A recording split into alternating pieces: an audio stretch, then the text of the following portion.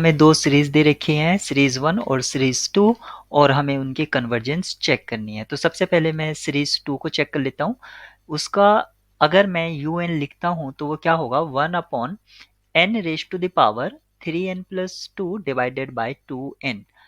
तो इसको हम इजी से सॉल्व कर सकते हैं बाय कंपैरिजन टेस्ट। जो पावर में है 3n plus 2 divided by 2n, इसको मैं लिख सकता हूँ 3/2 प्लस 1/n, जो कि ग्रेटर होगा, या हम लिख सकते हैं ये ग्रेटर होगा 3/2 से।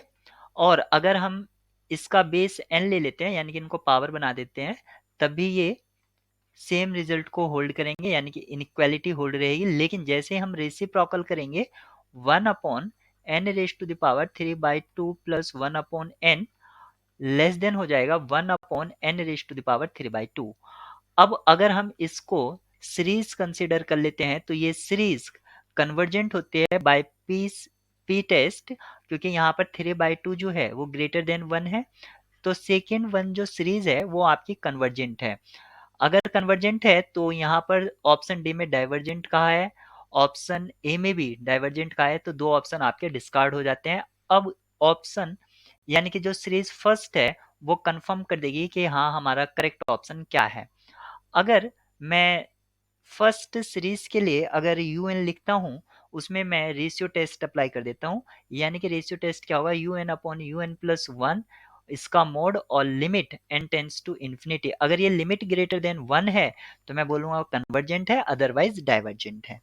तो सबसे पहले मैं लिखूंगा 2n factorial into 3n factorial divided by n factorial into 4n factorial, और इंटू में होगा un प्लस 1, यानी कि मैं लिख रहा हूं un प्लस 1। तो ये हो जाएगा n plus 1 factorial into 4n plus 4 factorial divided by 2n plus 2 factorial into 3n plus 3 factorial. अब इसको सिर्फ मुझे सिंप्लीफाई करना होगा। सिंप्लीफाई करने के लिए मैं क्या लिखूंगा, ये हो जाएगा, फर्स्ट में जो है सेम रहने देता हूं मैं, into 3n factorial divided by n factorial into 4n factorial, और इसको मैं एक्सपेंड करता हूं n plus 1 into n factorial into 4n plus 4, 4n plus 3, एक एक मैं माइनस करता जा रहा हूँ, 4n प्लस 2 और 4n plus 1 into 4n factorial. ऐसे ही डिनोमिनेटर में करूंगा मैं 2n plus 2, 2n plus 1 into 2n factorial into, अब सेकेंड जो 3n प्लस 3 है उसके लिए 3n प्लस 3, 3n प्लस 2 और 3n plus 1 into 3n factorial. 3n factorial से 3n फैक्टोरियल, 2n फैक्टोरियल से 2n फैक्टोरियल, ऐसे ही इससे ये कैंसिल आउट हो जाएगा, और 4n फैक्टोरियल से ये।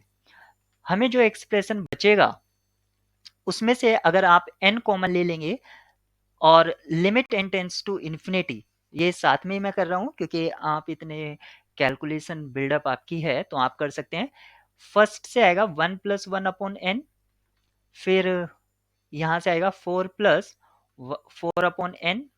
नेक्स्ट से आएगा 4 + 3/n, फिर 4 + 2/n, और लास्ट में आएगा 4 + 1/n। यहाँ से मैंने n कॉमन लिया, क्योंकि यहाँ से कितने n कॉमन लिए हैं मैंने, 1 2 3 4 5, 5 ब्रैकेट्स थे, 5 से मैंने 5n कॉमन लिए, नीचे भी हमारे पास 5n है, तो वहां से ये n की पावर 5 से पूरा कैंसिल आउट हो जाएगा। जो हमें रिमेनिंग ब्रैकेट मिल रहे हैं वो होंगे 2 + 2/n, 2n + 1/n, फिर 3n प्लस 3 + 3 + 3/n, फिर 3 + 2/n, और फिर 3n+1/n। जब आप limit n tends to infinity करेंगे तो इसकी जो लिमिट है वो हमें किस तरह से मिलेगी, आप यहाँ पर ऑब्जर्व कर सकते हैं।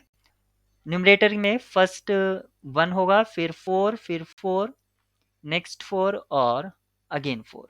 डिनोमिनेटर में हमें मिलेगा 2 इंटू 2, फिर 3 इंटू, सॉरी मैं एक बार फिर से रीराइट करता हूँ, प्रोग्राम ने प्रॉब्लम कर दिया। हमें मिलेगा 1 इंटू 4 इंटू 4 इंटू 4, और डिनोमिनेटर में मिलेगा 2 इंटू 2 इंटू 3 इंटू 3 इंटू 3। यहाँ पर आप देख सकते हैं 2 2 ज़ा 4 कैंसिल आउट हो जाते हैं। अब यहाँ पर ऊपर मिलेगा 64 और नीचे मिलेगा 27, ग्रेटर देन 1 है, तो सीरीज 1 भी आपकी जो है कन्वर्जेंट है। इस तरह से आप यहाँ पर देख सकते हैं बोथ सीरीज कन्वर्जेंट है, ऑप्शन सी आपका करेक्ट होगा। गिवन है जिसके nth टर्म आप देख सकते हैं, तो वो क्या है, -1n 2n+1/3n+5। अगर मैं इसको un से रिप्रेजेंट करता हूं तो मैं इसको लिख सकता हूं समेशन un, और इस सीरीज की हमें कन्वर्जेंस और डाइवर्जेंस और कंडीशनली कन्वर्जेंट, एब्सोल्यूट कन्वर्जेंस ये सारा कुछ चेक करना है। तो ये एक ऑल्टरनेट सीरीज है। अगर ऑल्टरनेट सीरीज यानी कि अगर ये एब्सोल्यूट कन्वर्जेंट होगी, अगर एब्सोल्यूट कन्वर्जेंट होती है तो वो इम्प्लाई करती है कन्वर्जेंट होती है। तो यहाँ पर सबसे पहले इसके एब्सोल्यूट कन्वर्जेंस चेक कर लेते हैं। उसके लिए मुझे इसको पॉजिटिव टर्म सीरीज बनाना होगा, यानी कि उसके लिए मैं मोड un लिख सकता हूँ 2n+1/3n+5, यानी कि जिसको मैंने लिखा समेशन ऑफ मोड un, ये इसकी एब्सोल्यूट सीरीज है। अगर ये सीरीज कन्वर्ज करेगी तो फाइनली जो गिवन सीरीज है वो कन्वर्जेंट करेगी।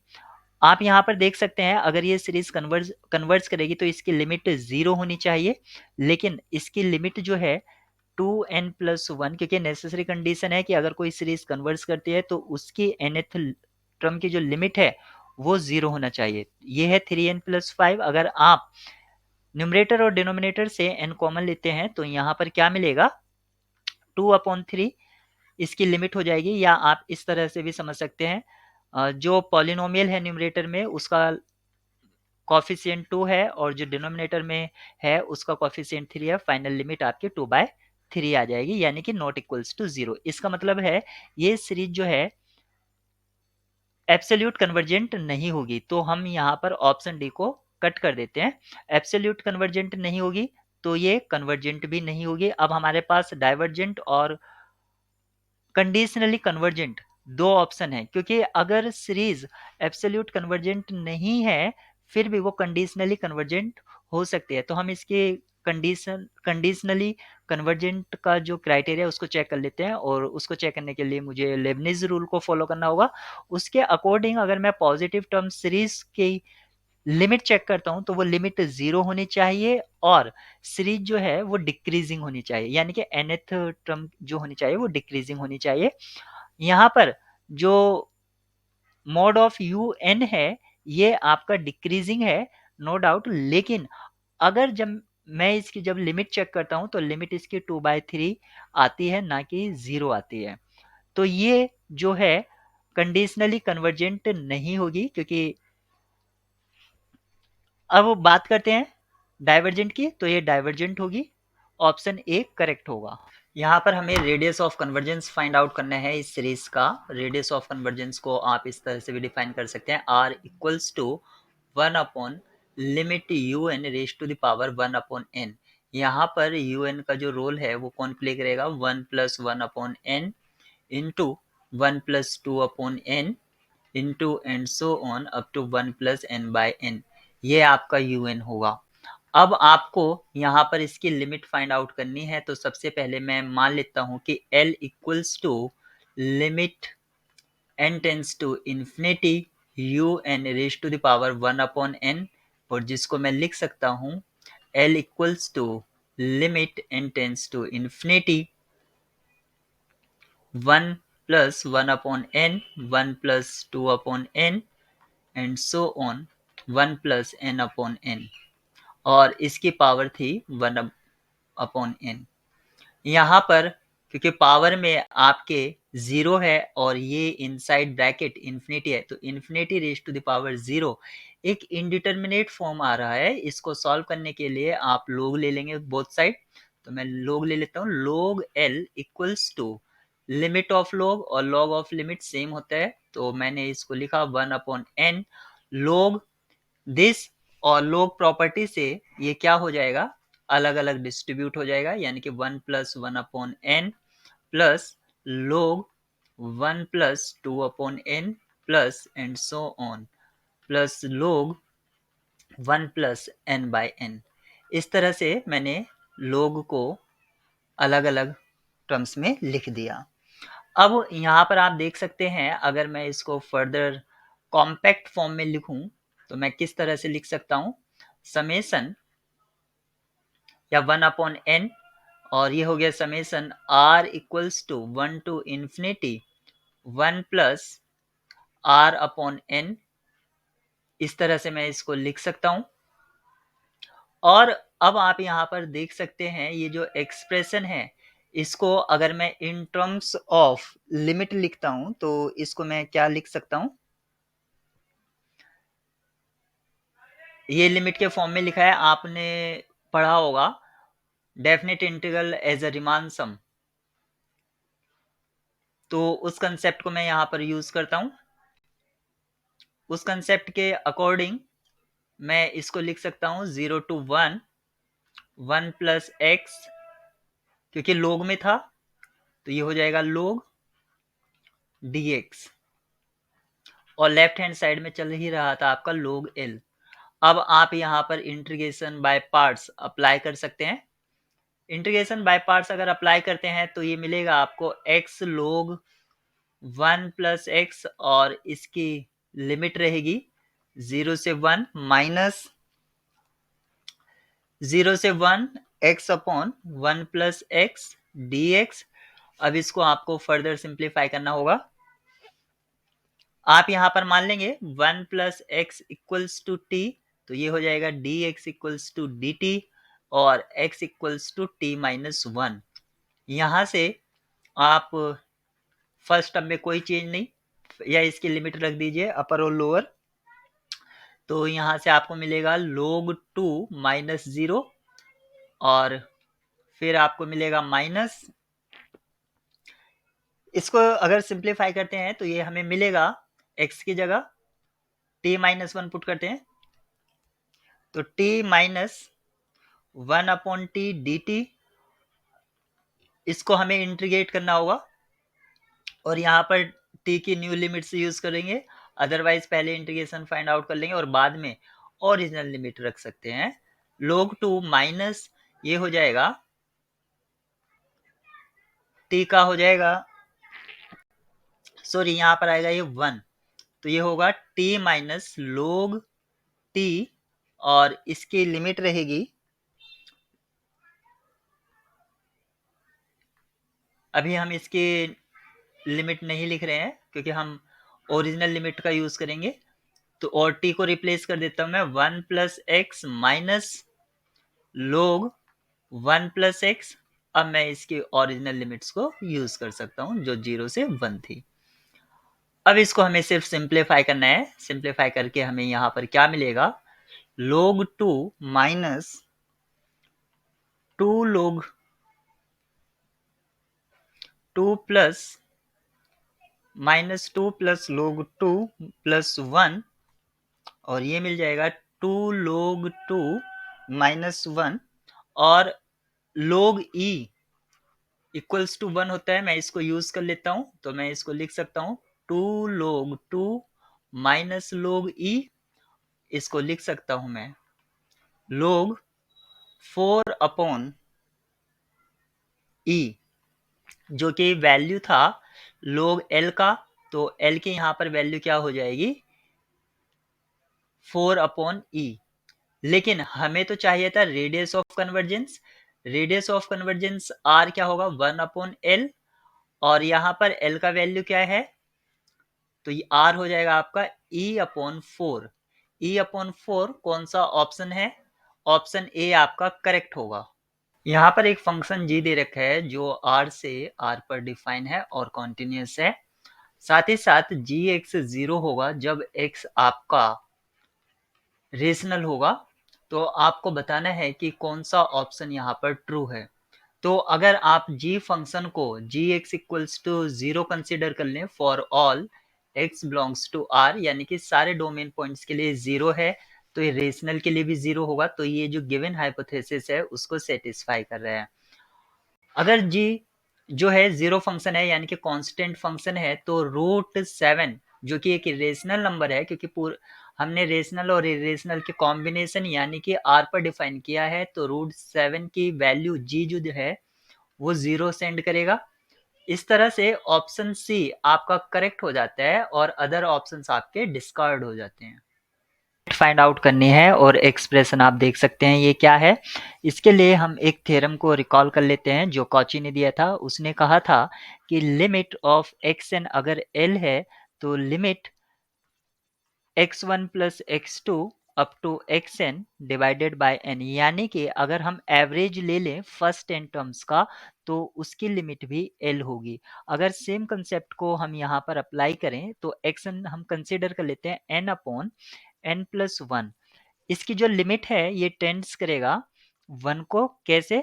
अगर हम अप्लाई करते हैं limit n tends to infinity n upon n plus 1, आप न्यूमरेटर और डिनोमिनेटर से n को कॉमन ले लीजिए, ये हो जाएगा 1 अपॉन 1 प्लस 1 बाय n। और जब आप n को टेंड्स टू इन्फिनिटी करेंगे तो ये वाली टर्म्स आपकी 0 को चली जाएगी और n से n कैंसिल आउट हो जाएगा, फाइनल लिमिट आपकी 1 आ जाएगी। तो यहाँ पर आप जो देख सकते हैं कि ये जो गिवन एक्सप्रेशन है ये कुछ इसी तरह का है। एवरेज दे रखा है जिसको मैं लिख सकता हूँ डिनोमिनेटर में डिवाइडेड बाय n, और ये हो जाएगा 1 upon 2 plus 2 upon 3 plus and so on n upon n plus 1। इसकी जो लिमिट होगी ये सेम होगी limit of n tends to infinity n upon n plus 1, और अभी हमने देखा इसकी लिमिट क्या है 1।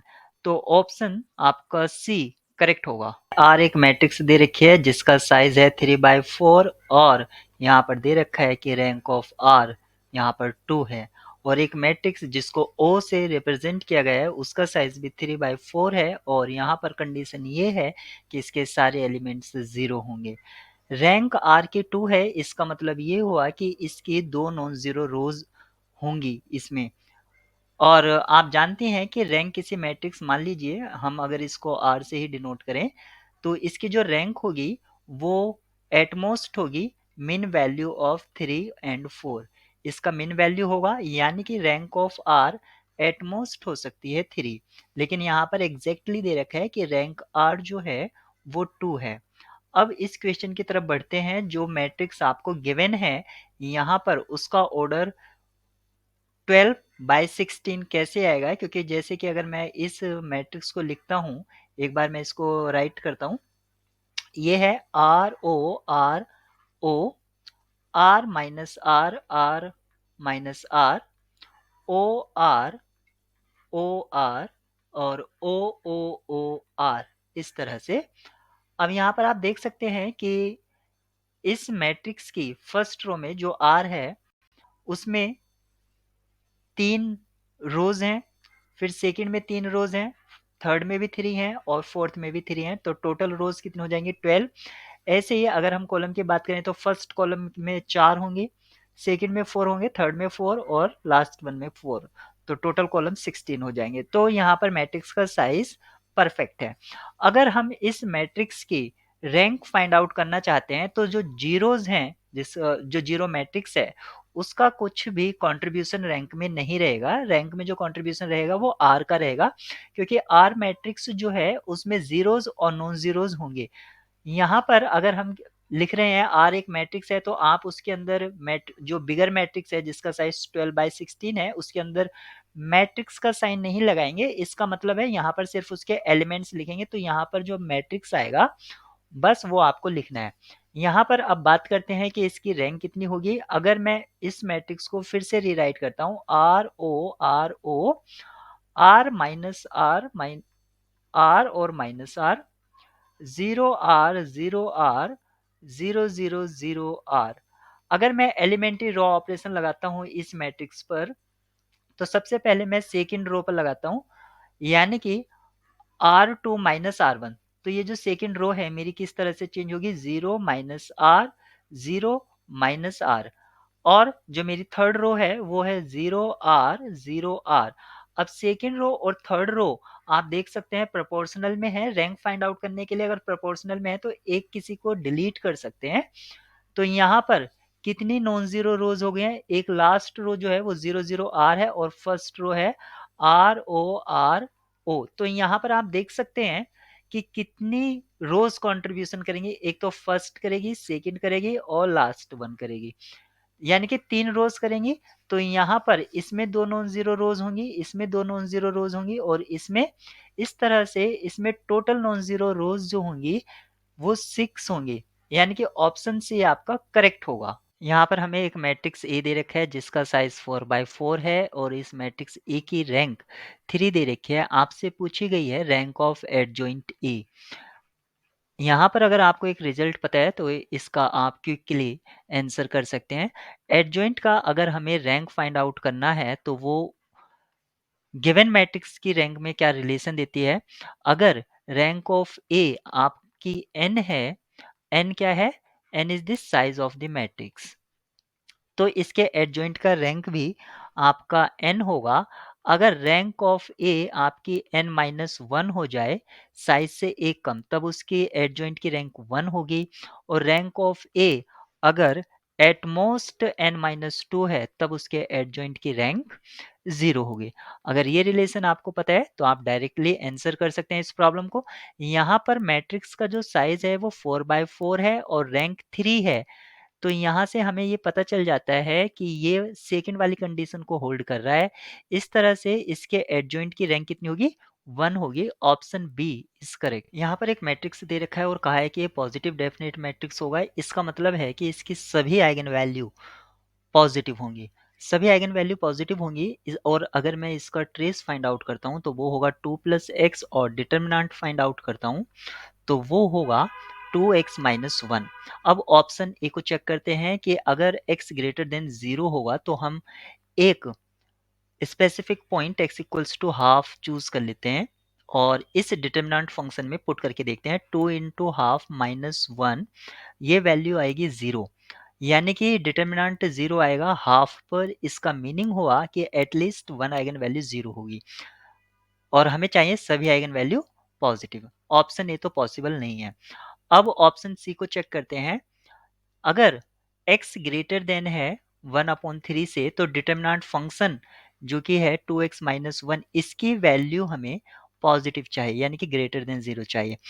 x ग्रेटर देन 1/3 है, यानी कि मैं अगर लिमिट चेक करूं इस पॉइंट पर, x tends to 1/3 positive direction से डिटर्मिनेंट फंक्शन की, तो ये वैल्यू मुझे क्या चाहिए, पॉजिटिव। तो इसको अगर मैं चेक करता हूं तो इसको मैं लिख सकता हूं limit h tends to 0 2 into 1/3 plus h-1, और जब मैं लिमिट लूंगा तो ये होगा 2/3 - 1।